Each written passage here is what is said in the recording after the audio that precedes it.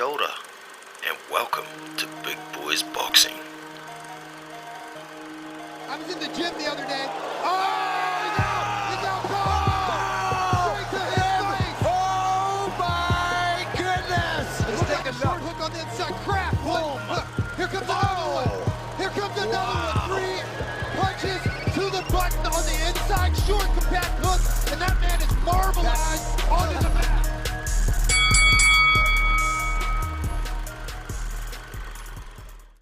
Kia ora team, and welcome back to Big Boys Boxing. I'm Jono, your host. Please, on your way in, hit that thumbs up and subscribe to the channel if you haven't already. So, today, I'm going to give you my top 15 heavyweights as of right now. And then when I'm done, you can drop your top 15 in the comments below, either here on YouTube or over on Discord. The link for the Big Boys Boxing Discord server is in the description below. So once I've got all of your guys' top 15 picks, the cutoff will be the 20th of December. I will give each rating an amount of points. So your top pick will have 15 points. Your bottom pick at number 15 will have 1 point. Add them all up and then we get a consensus top 15. Okay, so let's get into this. So firstly, just a couple of honorable mentions that didn't quite make it into my top 15. The first one is Fabio Wardley, and if I'm really honest, it was really hard to decide whether to put him in as 15 or who got the 15th place. So he's still on his way up, but we'll see how he goes. Also, Daniel Dubois.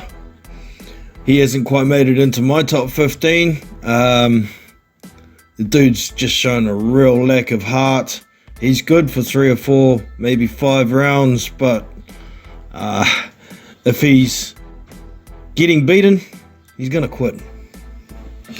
Jarrell Miller, he's still back on his way up.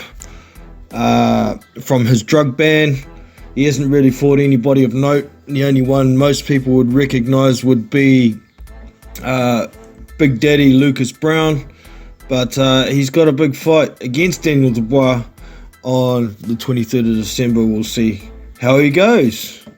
Also, Ajit Cabiel, I haven't put him in there. He's just not active enough and hasn't fought anybody since he fought Derek Chisora. He is still unbeaten, but get your shit together, Ajit. I've also left Michael Hunter out. Dude's just not active enough. Yes, he's got that signature win at heavyweight over Martin Bakole, but no active, can't rank you. So, let's get into these top 15. At number 15, we have the Silent Roller, F.A. Ajagba, currently 19-1 with 14 KOs. His last fight was against Joseph Goodall, who only had 1 loss, and the previous 2 fights to that were against unbeaten fighters in Zan Kozabutski, who got disqualified, and Stephen Shaw, who was also unbeaten. There is another notable win on his record in Ali Iran Demirzin, who was a very good amateur, and he surprised a few by beating Adam Kovnarski. And yeah, so he does have that 1 loss to Frank Sanchez, but Frank Sanchez hasn't really fought anybody else of note as yet. So that's number 15, F.A. Ajagba. At number 14, we have the Beast, Aslanbek Makhmudov. Big Russian who's been fighting out of Canada for quite some time. He's currently 18-0 with 17 knockouts. The only man to go the distance with him is a wily old Carlos Takam. There are a few names on his record that you would recognize. Marius Vak. We also have Erkin Tepa, We have Samuel Peter. We have Jonathan Rice is probably his second best win. That win has actually aged quite well because Rice has done a bit better in his career since changing his style.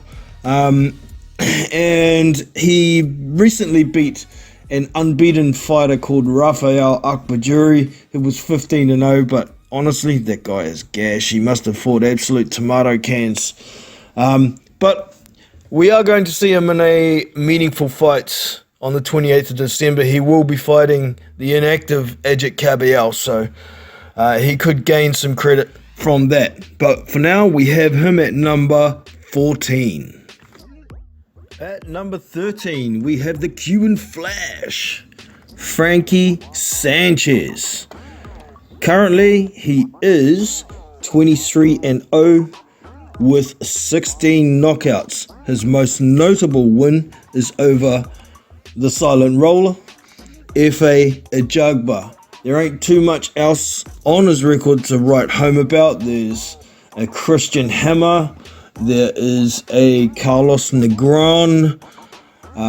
There ain't really much else to mention.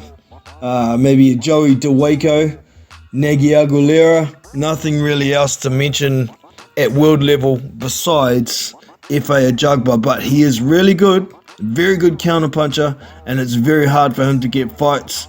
He doesn't speak English. He's not that marketable, but man, can this dude box. So let's hope he can get some decent fights. He does have a fight against New Zealand boy Junior Fa, the number 2 heavyweight in New Zealand, on the 23rd of December. So let's see how Frankie does. Maybe he can get a bit of credit and move up the rankings. But currently we have him at number 13. At number 12, we have the real big baby, Jared Anderson. Currently he's 16-0 with 15 KOs. The one man who went the distance with him was former world champion Charles Martin. That was 2 fights ago. He's coming off a win over Andre Rudenko, a knockout win over a very tough journeyman. But there's a lot of names on his record, kind of the level of Andre Rudenko, but there are some fighters who had O's as well, like George Arias he beat, who was 18-0. There was Vladimir Tereshkin, who also was unbeaten at 22-0. There's a couple of other ones on there you'd recognize, like Alexander Teslenko. He was 17-1. He beat him. There's Kingsley Ibe on there. There's Rodney Hernandez. There's a few other names like that. But Jared Anderson has a lot of potential, a lot of athleticism. He's young. So hopefully we can see him in some more meaningful fights. I'd like to see him face Efe Ajagba or Aslanbek Makhmudov, since he has that top-ranked connection with them. They should be easier fights to make, but we'll see what happens with Jared Anderson. Currently, I've got him at number 12. At number 11, I have Otto All-In Wallen. Currently, he is 26-1 with 14 knockouts. He has a scheduled fight against Anthony Joshua in December. It's going to be interesting. His most recent fight is probably his best win over Murat Gassiev. And the best win after that would be Dominic Brazil, maybe. Or maybe his original breakout win in 2021 over unbeaten prospect Adrian Granat. He has been in the ring with Tyson Fury and gave him all he could handle. Gashed him, fought dirty, did what he could to try and win. So I like the gusto from Otto Wallen. He's very tricky, very experienced amateur. So let's see how he goes against one of the big dogs, Anthony Joshua, in December. Currently, I have him ranked at number 11. At number 10, I have the Destroyer, Andy Ruiz. Currently, he is 35-2 with 22 knockouts. He has no fight scheduled. His last fight was a win over Luis Ortiz. Reasonable win, but he really looked like crap. Before that, he fought Chris Arreola and got flattened in one of the rounds, but he won every other round. Before that was his second fight with Anthony Joshua. He lost that, and we know he won the first one with Anthony Joshua to capture 3 of the 4 heavyweight titles at the time. He's also had another title fight against Joseph Parker, and he lost that one via a majority decision. The dude just isn't active enough at the moment is the problem. So I can't rank him any higher than 10 until he bites the bullet and takes a fight instead of asking for $20 million to fight anybody. So I've got Andy Ruiz Jr. at number 10 for now. At number 9 we have Lupe Soliai, La'auli, Olia Maliatoa, Joseph Parker. He is 33-3 with 23 knockouts, 1 knockout loss. So he's a former world champion. He's coming off 2 knockout wins. The third round against Simon Keane, the first round against Fainga Alpilu. And before that, he had his sole knockout loss in the 11th round to Joe Joyce, who has recently been beaten twice by Zhili Zhang. Stopped. So Joseph Parker's best couple of wins would be Andy Ruiz Jr. When they fought for the vacant WBO title, and Joseph took that one away. His second best win, maybe Carlos Takam, maybe Junior Fa. Takam's a better known name, of course, but Junior Fa was unbeaten when he beat him. And not a lot else really to write home about in the way of wins, maybe Hugh Fury, but he has taken that decision loss when he tried to unify with Anthony Joshua, and a very close decision loss to Dillian White. He did manage to put White down in the last round of that fight. It was very interesting. I'd love to see a rematch, but currently he is going to be fighting Deontay Wilder on the 23rd of December. Let's see what happens. That's a real good fight. Currently I have Joseph Parker at number 9. At number 8, I have the Juggernaut, Joe Joyce. Currently, he's 15-2. He has 14 knockout wins and 2 knockout losses. He's coming off the 2 losses to Zhili Zhang. He was the WBO interim champion after beating Joseph Parker in the previous fight, but he lost it and then got knocked out quicker in the rematch. So it is what it is. Where will he go? We're going to find out. I'm sure he'll come again, even though he's getting a bit long in the tooth. I think he's 38. But he's got a fair few names on his record that people will recognize for the little amounts of fights he's had. He's fought Christian Hammer. He fought Carlos Takam. He knocked him out in 6 rounds. He beat Daniel Dubois, knocked him out as well, broke his orbital. He's fought the likes of Alexander Ustinov, Bermain Stavern. He's been around the block. Bryant Jennings was the only man who went the distance with him, and it was a pretty decent fight. So we'll see what happens with Joe Joyce, but currently I have him ranked at number 8. At number 7, I have Martin Makabu Bakoli Elanga. Martin Bakoli. So he is 20-1. He has 15 KOs and 1 KO loss. That 1 KO loss was to Michael Hunter, but really he was stopped on his feet. He had a shoulder injury in that fight. We need to see that goddamn rematch. But anyways, he's coming off a fresh win over Carlos Takam.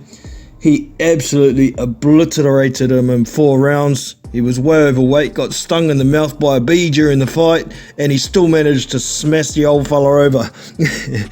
He's also got probably his best win.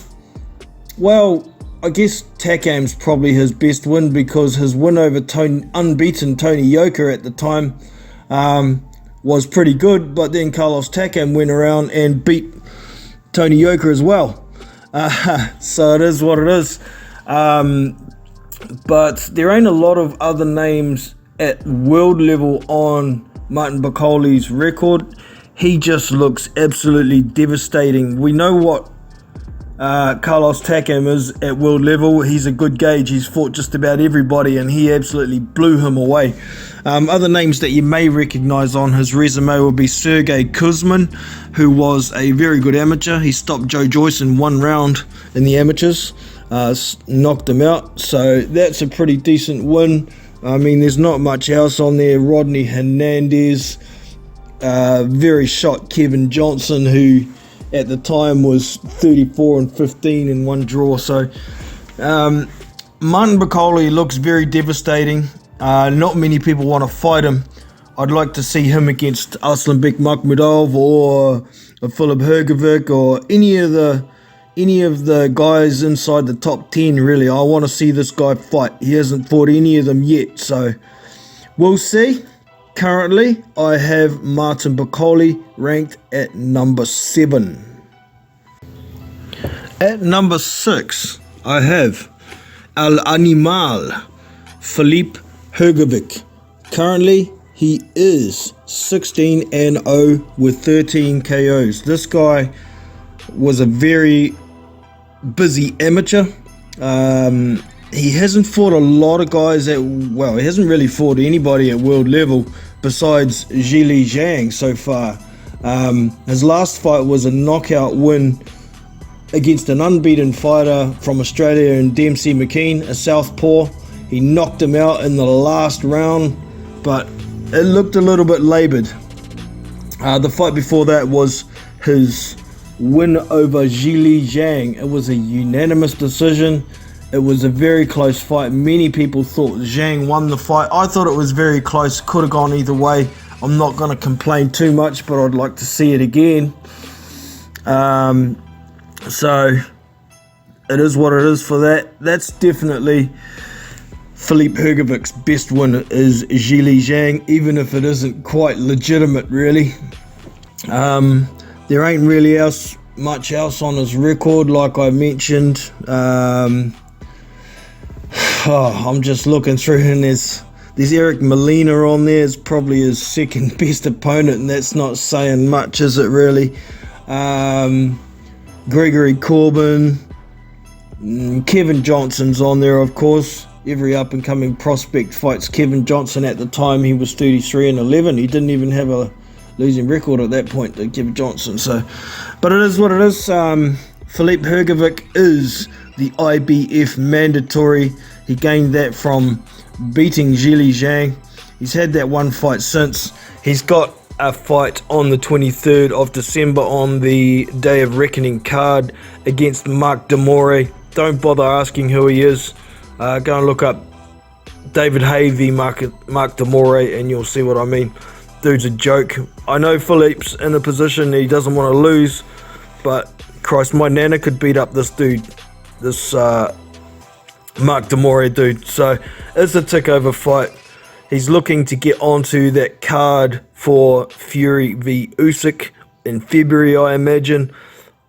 By then, he will know whether he's going to be getting that IBF belt for free or whether he's going to get a shot. It all depends on whether the winner of Fury and Usyk activates their rematch. So, right now, I've got Filip Hrgovic at number 6. Let's see how he goes. At number 5, I have the Bronze Bomber Deontay Wilder. Currently, he's 43-2 with 1 draw. He has 42 knockouts. He has 2 knockout losses. All of the blemishes on his record are from the trilogies with Tyson Fury. He's got a couple of wins over Luis Ortiz. Would probably be his best win, maybe. He's got Dominic Brazil on there. He's got Gerald Washington on there. He's got Bermain Stavern on there twice. Knocked him out once. The first time he fought him was the only man to go the distance with him. But after that first fight, Bermain Stavern was pretty much washed. I don't know why he fought him the second time. It was some WBC antics making Stavern mandatory. It was ridiculous. So anything but before Deontay Wilder's 31st fight, don't even bother looking at it. You won't know any of the names. And all except Tyson Fury, maybe Luis Ortiz, were outside the top 10 fighters. So I don't put a lot of stock in Deontay's resume. I do believe in his right hand. He finds a way to land it.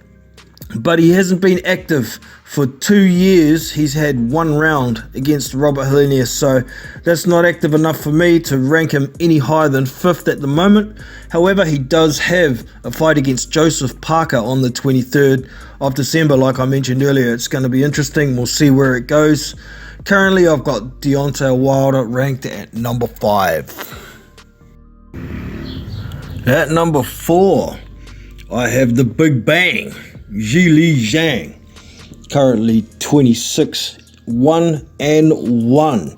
His one draw against Jerry Forrest a fair way ago. He suffered some dehydration problems and kidney failure, but still managed to come out of that with a draw. His loss was the controversial loss to Filip Hrgovic. That fight honestly could have gone either way, so I don't put much credit in that loss. It's at a high level and it could have gone either way, like I say. So he has 21 knockouts as well. He's had 4 fights in the last 12 months, starting with journeyman Devin Alexander. After that was the fight against Filip Hrgovic. That was it says unanimous decision loss. I thought it was more like a majority or split loss, but it is what it is. This is one of the reasons why Filip Hrgovic isn't ranked as high, but I'll get into that once I get through these rankings. Then he had 2 knockout wins over Joe Joyce. His body of work at a high level in the last 12 months is what's put him here. He is currently the WBO interim heavyweight champion. So if a belt gets vacated, he owns it for free, or he has to fight a mandatory to solidify his place as the mandatory champion. No scheduled fights at the moment, but I wouldn't at all be surprised to see Zhilei Zhang on the card for Fury v Usyk in December. So currently I have Zhilei Zhang at number 4. At number 3, I have Anthony Oluwafemi Olaseni Joshua. Currently, he's 26-3 with 23 knockouts, 1 knockout loss. The 1 knockout loss being the shock loss to Anthony Joshua. He used to be the unified champion. He had the IBF, the WBA, and the WBO belts. He's lost them to Alexander Usyk. The other 2 losses were the original and the rematch, both unanimous decisions. So you say, why is he ranked so much higher than Deontay Wilder? Because, straight and simple, he's already fought 3 of the guys in my top 15, and he's about to fight the 4th. Yes, he is on the comeback trail, but we will see how he looks against Otto Wallen on the 23rd of December. He's got a lot of names on his record that were in the top 10 when he fought them as well, along with other guys that have been gatekeepers as well. So his body of work is what's got him ranked so high. Let's see how he goes on the 23rd of December. Currently, I've got him ranked at number 3. At number 2, I have the Gypsy King, Tyson Fury. He's 34-0 with one draw, the one draw being the first Deontay Wilder fight. He has 24 knockouts. His last fight was a hell of a fright. Francis Ngannou coming across from MMA. Wasn't supposed to be able to box, never boxed before officially, pro or amateur. And he took Tyson to the cards after dropping him on his ass in the early rounds. Before that was Derek Chisora. What's he doing fighting Derek Chisora? Giving his mate a payday? Holding up the division. Before that was Dillian White. It wasn't mandatory, and Dillian was ranked at that point.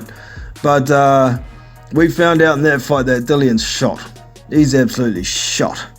So that's why Dillian didn't even make the top 15, along with the fact that he's popped dirty for PEDs. The fight before that was the Deontay Wilder third fight, which he won by knockout in the 11th round. That was way back in October of 2021. So his body of work at world level since, I guess, Wilder, White, whichever one you want to pick, hasn't been great. However, he will be fighting Alexander Usyk on the 17th of December for Undisputed. So, currently I have the Gypsy King, or the Duck King, at number 2. And at number 1, we have the Cat, Alexander Usyk. He is 21-0 with 14 KOs. He's only had 5 fights at heavyweight. He was the undisputed cruiserweight champion. But his 5 fights at heavyweight have been pretty good, except for one of them. His first fight at heavyweight was Chaz Witherspoon. Meh. He didn't look great, everyone says. He was working on stuff, getting used to the weight. Then he fought Derek Chisora. We know what Derek Chisora is like. He didn't look great against Chisora, but he secured the win with skill. Then he took on Anthony Joshua as the WBO super champion from cruiserweight, so he gets to move up and be instant mandatory to the unified champion. He beats him on points. Then in the rematch, he beats him on points again. And then he fights his WBA mandatory in Daniel Dubois. He got hit with a shot. There was a big dispute about whether it was low or not. The ref called it low. So unfortunately for Daniel Dubois, it was low. And then Daniel Dubois kind of gave up after that. Got knocked the fuck out. So 5 fights at heavyweight. 3 of them were against top 10 guys at the time.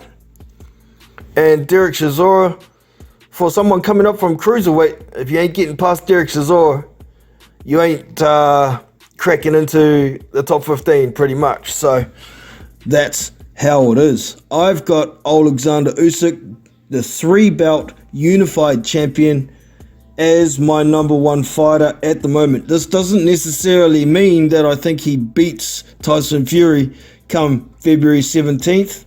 I just think his body of work over the last 12 months or 2 years is much better than Tyson Fury's. So, there you have it. That's my top 15 as of right now. So, if you want to give me your top 15, like I said at the start of the video, we'll run on a point system. Number 15 will get 1 point. Number 1 will get 15. And we add all the scores up, then I'll put them in order, and we get a consensus subscribers big boys top 15. I want to get all these in before the big 23rd card, and I'll put out a video the day before the 23rd, and we'll see how things change from there. So get into it, drop a comment, or you can hit me up on Discord, or if you want to go as far as hitting the About tab on the channel and finding the email, send me your pics. If you want them private, it's up to you. But fear not, all of them will get in and we'll have a bit of fun with this. I'm interested to see how different everybody's consensus top 15 is going to be to mine. So hope you've enjoyed. Don't forget to hit the thumbs up, subscribe if you haven't already, and I will catch you in the next one. I'm Jono from Big Boys Boxing, and I'm out. See you.